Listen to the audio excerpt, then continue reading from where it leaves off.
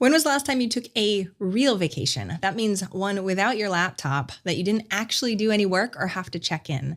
I know that sounds crazy. And this episode is brought to you by OwnerBox because that is the main goal. We want to get you out of the day-to-day. So that way you're not working 60, 70 hours a week and your husband or wife or partner or kids are giving you the look of like, don't you care about me?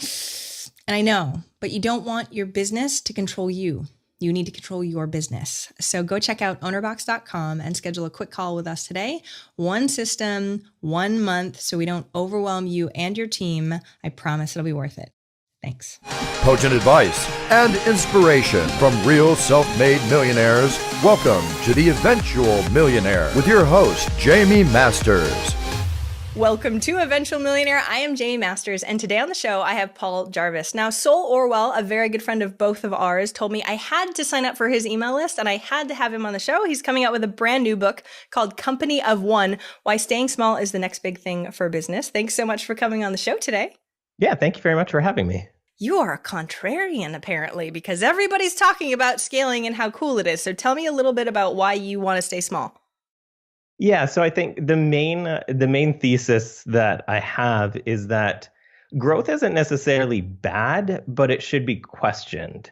So even the book is kind of it's a funny title because it sounds really good and like my publisher and agent loved the title, but it isn't a literal, like I don't have a one-person business. I have a bunch of people that work for me and with me at all times. Otherwise, I wouldn't be able to get it done. But I think the point of it is that the byproduct of business success isn't always growth. It can be, and it can be smart to do it that way sometimes. But I think we need to think about it just a little bit instead of just like the hockey stick chart of always going up and to the left in all areas at all times. Thank you so much for that clarification. Because in my head, I'm like, I really don't want to do all the pieces in my business. Thank you. So I don't want to be just me. But the clarification makes a huge difference. It reminds me of like the tiny house thing. Like we don't need something so massive that we have to clean it all. That sucks. I want a nice house that is efficient and effective, right? Exactly. I like a big house with very little in it. Like I'm so claustrophobic. And although I'm kind of a minimalist in a small space, even in tiny hotel rooms, I'm just like, this is too much for me. So I would rather have a big space with like 3 nice pieces of furniture than a tiny space. So I love how we get on this tangent. I think that's amazing. And on that note, but so that's the point, right? So everybody that's like scale, what has a tendency to happen, and this is sucky, but especially if they're bad at hiring, they start growing and growing, then their cash flow goes to, and then they're all worried about paychecks. And then they can't even be the business owner that they want to be because they're trying to just do what they can. I call it, they're like tripping and running at the same time and then about to fall on their face every second, which is a little not fun to live in, right? No, it'd be hard to win a race doing that. Correct. It'd be hard to win a race doing that. So tell me more about that idea. Like why should we not hire when we're supposed to? Tell me what your thoughts are. Yeah, I think for me, I've never wanted to basically, there's a tendency in the corporate world and even some a bit in entrepreneurialism where as you get better at what you do, you're rewarded with promotions into management and managing other people, which is awesome. I know some people who are the best at managing people. I'm not good at managing people. So in my own business, I never wanted to promote myself out of the job that I like and that I love. So when I was doing web design, I always had a full client roster. I was booked months in advance. I kept increasing my rates and people kept hiring me. And people were always like, oh, you should just like make an agency and like hire people. And I'm like, if I hire people, then I'm going to be managing designers and managing people, managing clients. And I want that to be me. So that's kind of always been the thing for me where I don't want to grow in that way, but like hiring an accountant, heck yeah. I don't want to do my books. I'm really good at making money. I'm not good at organizing my money in a way that I pay the government the least amount as possible, which is the job of an accountant. Same with a lawyer. I don't know how to be a lawyer. So same with copy editing, podcast production. Like there's so many things that I hire out for, but the caveat for hiring out for me is I only want to hire A players who, one, I'm going to pay more for, but 2, I don't have to manage them. They know how to do their job. My copy editor and I literally communicate in emojis. So I'll put a file into a Google Doc that's shared with him. He'll send an emoji of like thumbs up. And then he'll send an emoji of like a pencil when it's finished. And then I'll send like a thumbs up emoji when I've gone through his edits. Like, I don't have to manage that. He's just good at what he does. I pay him more than normal copy editors, but I want to because I want him to be able to do that. So I think that kind of relates back to what we were talking about at first, where growing a business doesn't always make sense, but it makes sense when you kind of figure out what do you want your daily life to be? Like, if it's managing others, I would hate my life. And if I'm the boss of my business, then it's my fault if I hate my job. A million times over. Okay, so this is why I'm like, I never want to be an agency. Everyone beforehand, like, that's the way to growth. That's the way to higher revenues. And you're like, yeah, but I'm not a fan of managing people either. The question is that how do people understand if they're good or not at managing people? Because I end up chatting with people and I'm like, do you even like doing that? They're like, oh, I hate that part.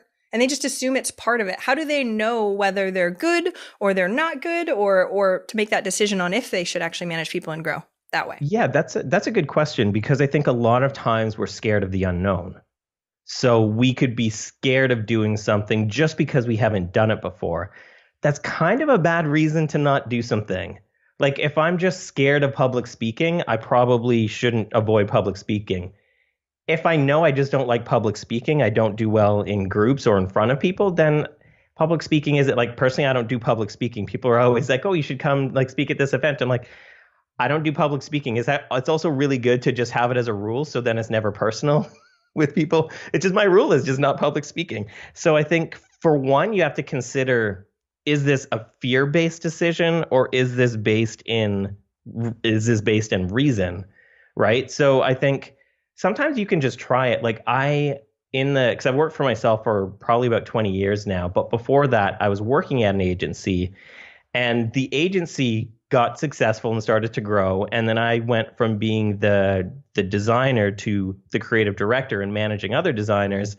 And I was like, oh, this is so, like, I've tried this. I know this is not what I want. This is not for me. So when I do things on my own, I don't want that to happen. So, I mean, for me, I'm not smart enough to know how to do things without trying them first. Like, I buy a lot of things and then return them. I just bought an Apple Watch last week because I thought I wanted it. And then I had it for a week and I was like, this isn't good. So for me, it's experience. It's trying, seeing how something fits with me and see how something fits with my life, and then decide, maybe this isn't the right business decision for me. Maybe I can scale back or look at other ways to scale revenue without scaling all areas of my business. That makes a lot of sense. And that's the funny thing too. So everyone talks about leveling up on your strengths. And then the question becomes, I don't know what my strengths are. And so testing is great. And I had project management experience beforehand, realized did not want to do any of that stuff. But how do people test that if they don't know, right? So how do we know which things we're good at and finding our strengths?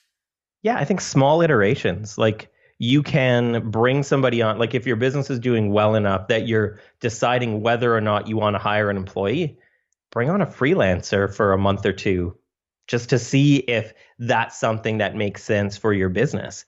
And I think it's like, business is such an experiment anyways. Like, there isn't just, here's the one way you do business, because then everybody would do business in that way.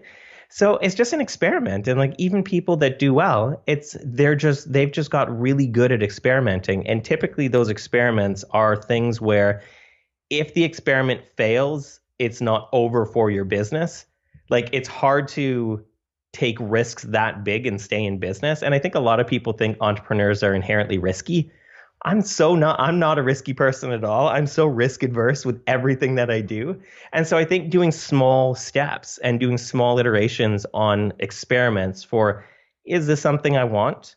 Maybe it is, maybe it's not. It's just like when people say, oh, I'd love to be a published author. I'd love to write a book. And I'm like, what, do you write articles? Like, have you written like a 600-word piece? And if they're like, I hate doing that, I'm like, maybe writing a like 70,000 word book or more isn't the best thing. So I think just taking tiny steps and just taking like little leaps, little experiments can go a long way to figuring out, is this something I want to do or not?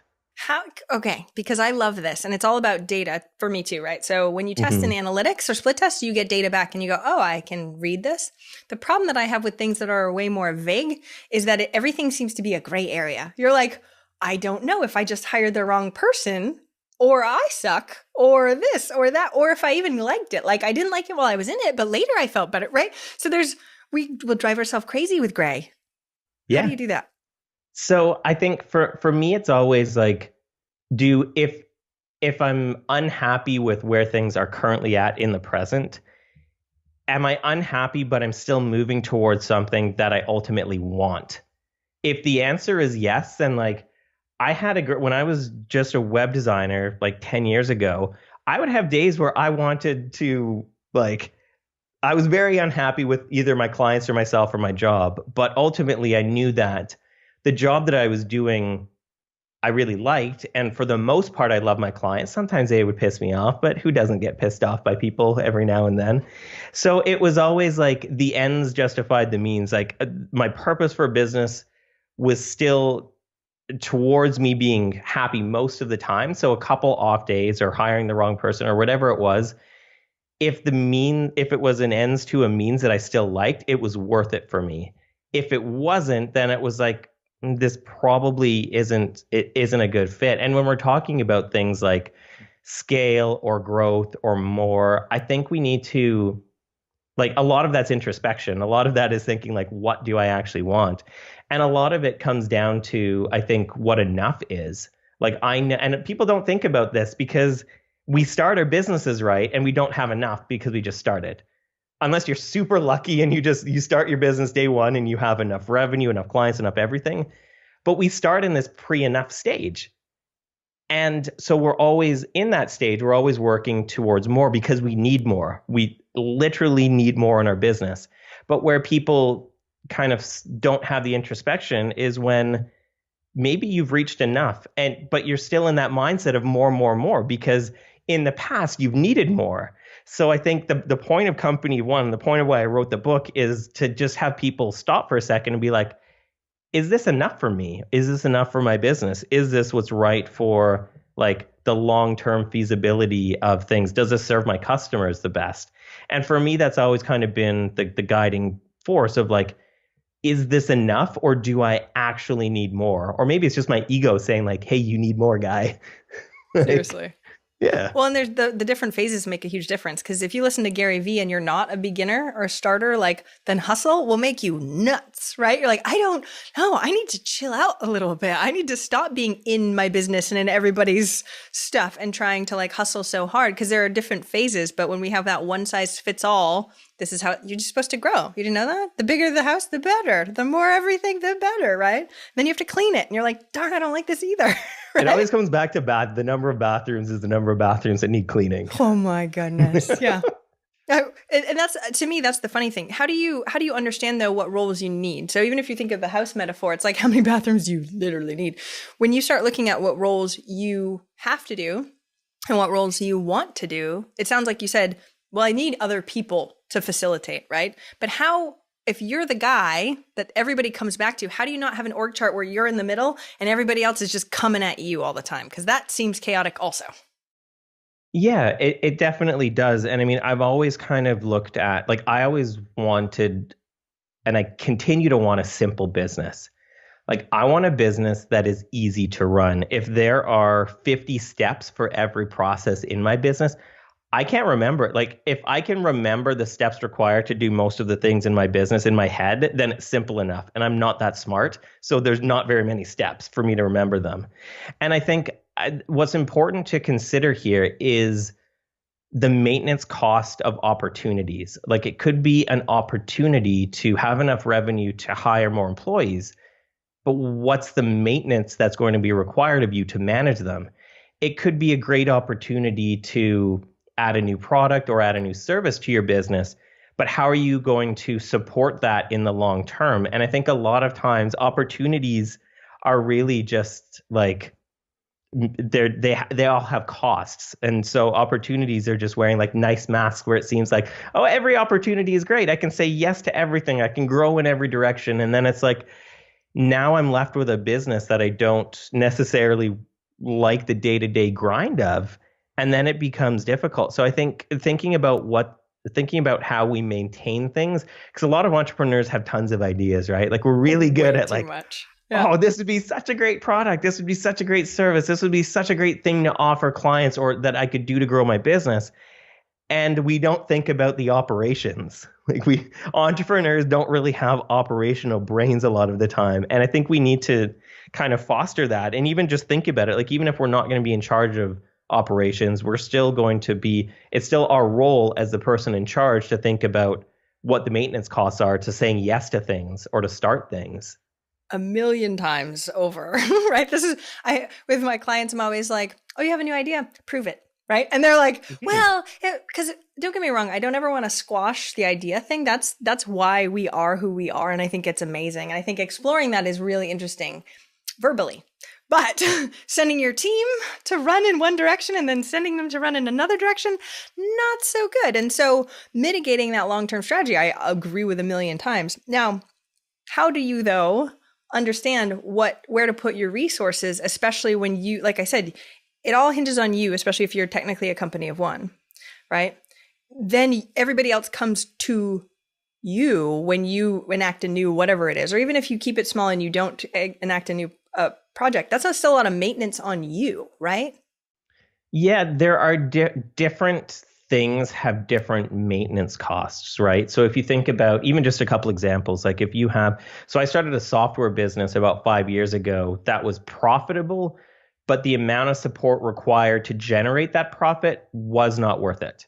To you. Probably to someone else potentially, but not to you. Well, even if I hired somebody to do that, that would cut into the revenue so much that it wouldn't be like, it would gross a lot, but not net a lot. Yep. Which a lot of people get star-eyed emoji about like gross numbers. I make $1 million. I make $1 net, but I make $1 million. Exactly. Yep, it cost me lovely. $990,000 to make that $1 million. I would rather find the easy wins for net. So things like, I have some software that requires almost no support, which is great. I have online courses where I've spent so many years working at the onboarding process for those courses that I've pre-thought of all the questions a new student might have, answered them before they can email me. Yeah, that's awesome. And they require nothing. They all run on automation sequences with segmented funnels, and that can run where all I need to work on is making those funnels better or the course material better or interviewing people for more success stories. And I don't have a ton of work answering similar questions all the time with a product that required so much support. Or even the same with marketing. Like I only want to build products now that have traction that's easy. I don't want to have to spend a ton of time convincing a market that they should buy the thing. So even the latest software product that I launched, I only launched because I drew a mock-up of it for an hour. I tweeted it, and there was over 500 people that like retweeted it and favored it and were interested in it. And I was like, this seems like the traction is there. And then it was like #1 on Hacker News and #1 on Product Hunt. If none of those things had happened, I would have scrapped the idea. I wouldn't have built it. Because I want something that, like, building a business is hard. Running a business is hard. I want to find all of the easy wins I can because I know everything else is going to be difficult. So if I can find just like a couple of those easy wins, I'm like, that's the thing that I want to build. And I've scrapped ideas because they didn't take off right away. They didn't take off with just a small amount of work at first. And then I knew if it took that much work to get it just a little bit of traction and like a couple customers, how much work would it take to get more? So I'm like, this isn't worth it. Like I can see the margins on this being great, but the amount of effort, I would probably have to go to paid acquisition, which again is something I don't want to have to do or have to manage. So it's different for everybody, but like I want those easy wins. So that's what I look for. So you're making those decisions on the upfront, on the business model side, things that are more passive and able to be automated and systemized a lot easier without any person getting involved. So having a service-based business would not really be down this company of one idea as easily, correct? Yes and no. I mean, there's definitely some services that, like when I was doing web design, I could charge a ridiculous premium. Not ridiculous. It was valuable. It's a valuable premium. And I had to do no marketing or promotion because word of mouth was so strong.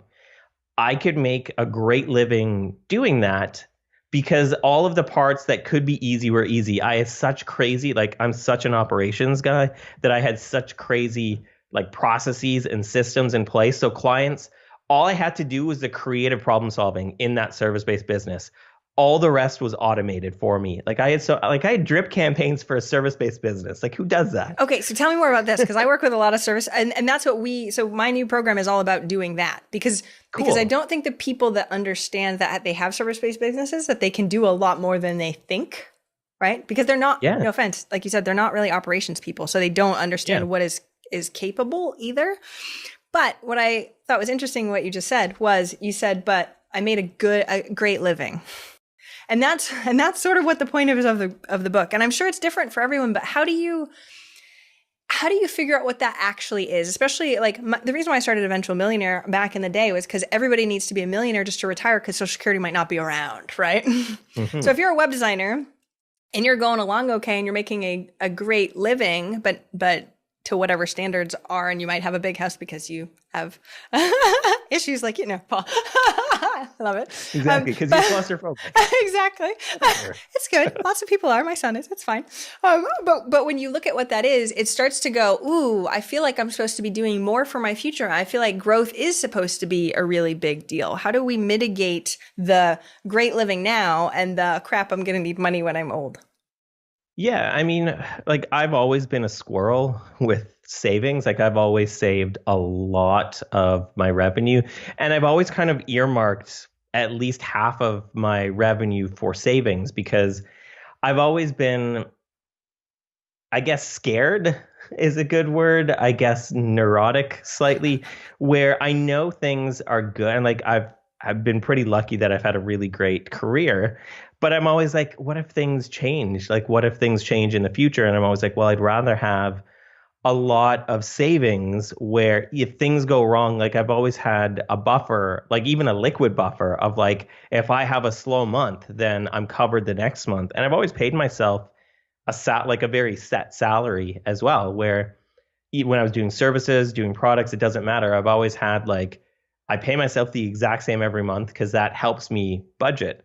And I've always made sure that I have much more where I can put into savings and have something for the future. Because like I love doing what I do, but I also love the idea of not having to do it. And I don't even know, like I have a general idea of what that is for me, but I still I can't imagine myself retiring either. Like I can't imagine myself being like, just not going to work again because like I like work. Like I really like the work that I do. So I think more it's just, for me, it's just security. It's like if I have enough money, I think it was J.L. Collins or maybe some other personal finance person who was like, you need to build up like the FU fund. So you can have enough money that if the work isn't good, if the clients aren't good, if the customers aren't good, you can be like, FU, I don't need this money, but I like doing the work. So I'm going to do it. But I still have that security blanket. And I think that that's possible in a few ways if you're doing services, because I think that, one, you need to compete at the top of market instead of the bottom of market. You're not going to make a ton of money, even if you're the best person on Upwork or sites like that. There's just no way. And at the bottom end, you're competing like nickel and diming, whereas on the top end, a few things need to happen. So one, you need to be a domain expert in a specific niche. It's really hard to be top of market and not have a specialization. You don't have to start with a specialization, but you need to be moving towards that. And you also need to compete more on value than on an outcome than on just, I charge $100 an hour or $30 an hour or $5,000 an hour. You need to compete more on, this is the value of the product or the service that I offer that it brings to your business. Like, it's just easier to do that. And it's easier to frame that too. Because if I told somebody like, oh, the website that you want from me is going to cost $20,000. If they think of that as an expense, that's a lot of money to swallow. If they think, if I frame it more in terms of like, it's going to cost $20,000, but these are the outcomes that we're going to be aiming to achieve in your business. And by the way, here are a bunch of case studies where I worked with clients in the past. Now their revenues have increased exponentially because of these steps that we took. Here are some case studies. proving the work that I've done, proving that I'm not only good at what I do, but also that I'm good at figuring out how to solve problems, because it's hard for like a web designer to make a ton of money and be the best. Like, I don't know how to be the best web designer in the world. I know how to be a pretty good web designer who can understand somebody's business and what is lacking and solve that through design. And so if I position myself as a business expert who knows how to design, then I'm going to fill my client roster in about 15 minutes, Seriously, charging $20,000 a website. Rare, ridiculously. Where I used to do web design a long time ago. It's so rare. People are like, "Oh, it looks pretty. It doesn't convert at all." Hey, that's okay. You paid for it. I'm running away now, right? If you talk about business outcomes with them and about how the decisions you make in design will affect their business, that's more of an investment than an expense for any business. And the good thing is that if you have a very small team, then you can actually, so if you're getting $20,000, but you can actually squirrel away 10, and that makes a huge difference comparatively if you had a big old agency and you had to get a bazillion 20,000 clients. So that way we could just pay the people. We're just working on paying the people. And then you become that cycled business owner. I feel like that's the riskiest part. And I don't think people understand that, is that when you don't have the savings, then you make decisions from a scared place. And that scared place is the riskiest thing that you can really come from, right? And your book is really talking about saving yourself from that gosh darn place. Yeah, it's tough. And it's really hard to have the confidence to command the top of market when you're in that scared place. Like, it's easy for me to be confident with that, even though I'm not a very confident person, because one, I've had probably 500-600 calls talking about budget with people. Like, in the beginning, it was scary for me to bring up money for people, even when I was charging like $500 a website. Yeah. Like, fast forward 10 years and I'm charging like 10, 20 grand a website. It's just a conversation, because I've had that conversation so many times, but I needed to get through that fear to get to that place. And the other thing is, like you were saying, it's hard to approach sales when it's do or die. Like, it's hard. And I was talking about this earlier too. It's very difficult when the risk could break you, which is why I hate taking risks in business where a negative outcome would wreck my business. I don't want anything to ever like, I've been doing this 20 years. I want to do this another 20 years or more, depending. Maybe there's like some cryo freezing thing and I could come back as like a brain, like in Futurama. Oh yeah, we'll talk later. I know all about that. Yeah. Awesome. So yeah, I want to reduce the amount of big risks and take lots of little risks. I think little risks can move us forward and make us grow as people. But the big risks, if they could potentially break us, it's tough. It's tough to be in that place. It sounds like you mitigate your risk before you even start the business on where we were at the beginning. So then you're like, okay, well, I ain't doing that. I ain't going down that rabbit hole. That's not worth it. And I mean, that brings up a good point. Like, when you're starting, if you're starting and your vision is huge and it requires a ton of capital or time investment to make it, maybe your idea is too big, right? Like, maybe the idea that you have could be scaled back and be started. And I mean, that's the beauty of starting one with services and starting with a smaller idea, is you can get to market faster. You can start testing faster. You don't have to have a buffer of 6 months in your bank account to live off of before you can launch this big idea. You can, like, a friend of mine, Alex Franzen, started working for herself by emailing people the day after she left her job saying, "Hey, I'm a writer. Do you need writing, or does anybody else need writing?" And she just emailed 60 people she knew, and she could start that day. And then her waiting list, I think, is like a year long. Like, it's just ridiculous how long her waiting list is now. But she started with something that could just be started like instantly, instead of building like a flagship course or some crazy software solution. It's just like, what can I do tomorrow to make money from one person? Then you can build on that. But like, make some money fast. It's good. It also feels really good to make money quickly. You would also think that that's the antithesis of what a lot of things happen. As far as when you're first in business, you're like, oh, now I have to make my website, and then I have a plugin, and then I'm going to change all these things, and eventually I will ask for a sale one time in probably 3 months because I'm scared, like, oh, right? So you start. I remember what that was like. I avoided all the stuff that was really tough. But in reality, you can make money in a day. You can make a lot of money in a day if you're willing to go outside your comfort zone. But again, that's still a small risk, like you were saying. It is not A huge one. And we're not putting your house up for sale because of that stuff. And that's where it starts to get really, really scary. So that's the point. Okay. I love that. I know I have to start wrapping up in just a second. So I want to ask you, before I ask the last question, I know it's called Company of One. When we actually talk about Company of One, what do you recommend as far as how, we were talking about the roles before, what roles do you actually have and how many people do you have around you? Because you make a really good money and I want to know how you actually structure it. Yeah, so it's like I like the type of work that I like to do is like by myself here, like in my office. So most of the work that I do is still design, except I don't design for clients anymore. I design for the products that I do and writing. So I kind of built my business around the things that I like to do and the things that I know are going to make me money. If writing and design didn't make me money, I wouldn't do those things. Like it pisses off a bunch of writers where like, I didn't grow up wanting to be a writer. Like I didn't want to be a published author. It's just, this is an avenue that I, one, like doing, two, it resonates with people, and three, makes decent money. So it's like, I'm a writer now. So I would rather do things that are going to provide value to people, but also pay the bills. So for me, it's like, I want to find the things that I'm not good at, that I know I'm not good at, that I don't want to get better at. Like I got a bit better at writing because I really liked writing, and writing was something that I could do. But I don't want to get better at lawyering or accounting because I don't want to like accounting. I don't want to do those things. So like I would rather push off all of the things that I don't like to do to other people. So I have a lawyer, an accountant, a copy editor, an editor, an agent, a podcast editor. And then I have a couple partners on a few of my software products. And that's about it. Like it's a small team. Like some of them I talk to almost every day. Some of them it'll be a month before I talk to them because we don't have anything needing. But I like to structure my business in a way where I don't need anybody all the time. So I'm just going to pay those people for the time that I need from them. And then if I don't need them, they have other clients. They're happy to work with other clients. Like they wouldn't want to work for me full time.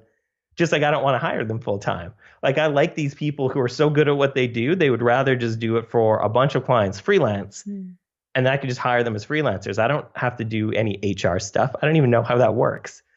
I'm not interested in that.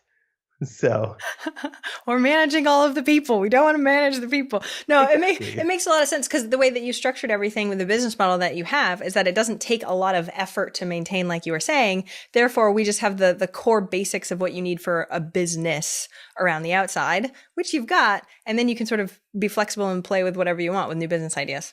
Everyone's jealous now. They're really annoyed. They're like, thanks, that's easy for you, Paul, but I already built a really big agency. Now I'm screwed now. But get your book. And that way, I'm sure there's decision-making processes too, because sometimes you might find yourself in a way going, crap, I really don't like this. Now what do I do? Right? Yeah. And there's a lot of stuff in the book for people who work at bigger companies or have bigger teams where it's more like the Company of One is more of a mindset than a blueprint. So it's more just how you can restructure the way you think about growth and scale to be more beneficial to your business. Yeah. Because like I'm not anti-capitalist or anti-money. I love money. I just think that we can make smarter decisions about making it. I totally agree. It's more about what we actually enjoy every day. Because if you're miserable, the money ain't worth it. And that's the whole reason why I started this podcast, right? I'm going to ask the last question that I always ask. So what's one action listeners can take this week to help move them forward towards their goal of $1 million? Yeah, I think the biggest thing to do, and this is such a me answer, is to have some introspection around what enough is for your business. How will you know when you get there, and what should change in your business once you do? And everyone's like, man, I have to look inside myself. How do I? I bet your book will help facilitate that though too, right? Because there's a lot, it's hard to sit in your own stuff and be like, okay, let me think, right? There was a study done at a university where they didn't tell them that this was the experiment, but the experiment was seeing how long they could sit without any devices or anything, and there was like a buzzer that was connected to electric shocks on them. And so more men than women, I will say this, just very interesting. More men than women wanted to shock themselves instead of sitting alone with their thoughts. So they would rather have a tiny bit, it wasn't like a ton of pain, but it was still like They were just sitting there because they just wanted something to do. They were so scared to be alone with their thoughts that they would rather shock themselves than sit there with their thoughts, which is telling, I think. But also, I think it's important. And important work is tough to do. And I mean, you mentioned this as well, like the important things we need to be working on, we sometimes push aside to just get like the easy stuff done because it's easier. We all want to just have easy stuff. But I think it's important to sometimes focus on the hard things. Yeah. Take him up on his challenge. If you're listening right now, don't shock yourself. Sit alone for a little while and actually do some introspection. Where can we find the book online and more about you? The book is available pretty much every major retailer online and bookstores, called Company of One, Why Staying Small is the Next Big Thing for Business. And the website is ofone.co for the book. Awesome. Everyone go check that out. Next year is going to be an amazing year, but it depends on what you want to make of the year instead, right? Thank you so much for coming on the show today, Paul. I appreciate it. Thank you very much for having me. Thank you so much for listening. I hope you enjoyed that interview. And if you want to check out more amazing resources, I'm only curating the best of the best. Go check out eventualmillionaire.com. You can take the Eventual Millionaire quiz, figure out where you are in business and what you need right now. Plus, you can look at curated resources specifically for you on the new Start Here page. I'm so excited. Please join us. Please let me know if you need anything at all. I'm here for you. And have a fantastic day. Bye.